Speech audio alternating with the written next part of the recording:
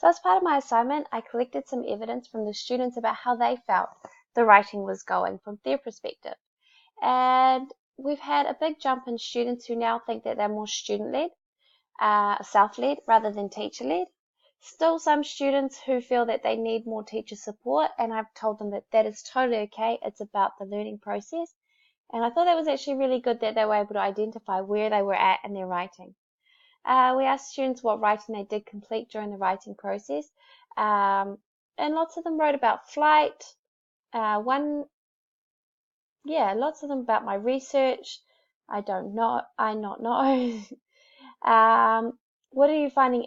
Are you finding the flight topic interesting? It was really good to see that most students were finding it interesting, and a few said they were a little bit or they don't know. Explain why you found it interesting, why you don't. A lot of them found it interesting because it was fun. They got to learn.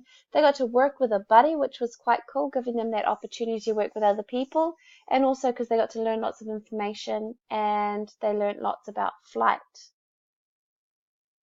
The next thing I asked them was, if you could plan a writing topic for our class, what would you do? And most of them didn't know. A few of them said more discovery, to make things, more about science, making it science, more the whole class, more hands-on stuff. So that was really cool to see that they enjoyed the hands-on aspects of the writing. And what do you struggle with? Punctuation, writing, spelling, interesting words, spelling.